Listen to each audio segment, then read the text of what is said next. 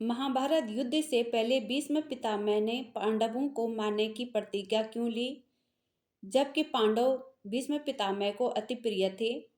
कहते हैं कि कौरवों और पांडवों का युद्ध शुरू हो गया था, लेकिन दुर्योधन को आशा के अनुरूप सफलता नहीं मिल रही थी। तब उसने कौरवों के सेनापति भीष्म पितामह को लेकर बार बार व्यंग्य करना शुरू कर दिया। इस बात से दुखी होकर पितामह ने घोषणा कर दी कि मैं धरती को निष्पांडव कर दूंगा, युद्ध में सभी पांडवों का वध कर दूंगा।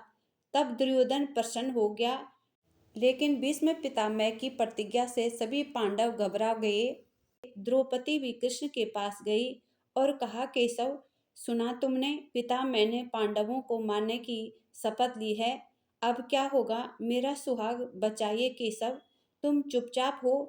तब भगवान श्री कृष्ण ने कहा कि यज्ञसेनी, तुम्हें अपने भाई पे विश्वास नहीं है, तुम राखी बांधती हो, अपने भाई पे विश्वास करो बहन।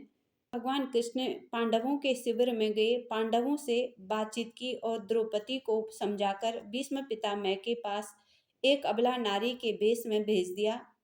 पितामह उस समय ध्यान साधना में थे। द्रौपदी पितामह के सामने जा बैठी, प्रणाम किया। पितामह ने कल्याण वस्तु कहा। पितामह ने कहा, देवी, इतनी रात तुम यहाँ क्यों आई? द्रौपदी ने कहा, पितामह, मुझे आशीर्वाद दो, कल युद्ध में मेरे पति सुरक्षित रहें। पितामह ने कहा, युद्ध में तो प्राण गंवाने ही पड़ती है, क्षत्रियों को ऐसा डरना शोभा नहीं देता। द्रौपदी ने कहा, फिर भी पितामह, एक पत्नी अपने सुहाग की रक्षा चाहती है। तब पितामह ने अखंड सुहागन होने का आशीर्वाद दिया। तब द्रौपदी ने घूंघट हटा दिया। पितामह ने कहा, यज्ञसेनी द्रौपदी, तुमने ये अच्छा नहीं किया, तुमने मुझे मेरी प्रतिज्ञा से वंचित कर दिया। द्रौपदी ने कहा, पितामह, मैंने आपको पाप करने से बचाया है, आप पर अपने पोतों को मारने का पाप लग जाता।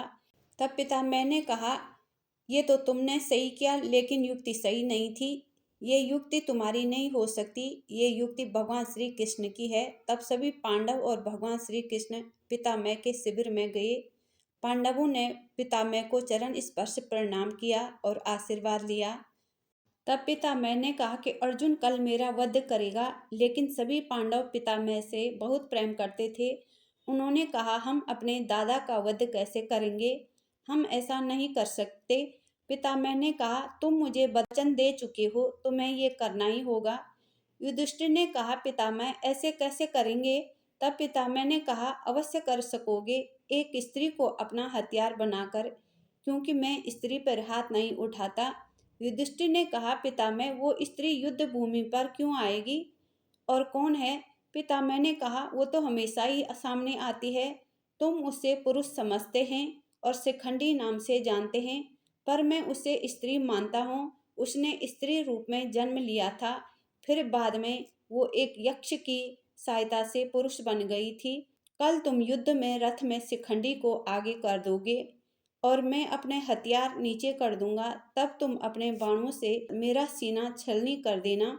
जबकि पितामह को इच्छा मृत्यु का वरदान था, लेकिन पांडवों को बचाने के लिए उन्होंने अर्जुन के हाथों मरना पसंद किया।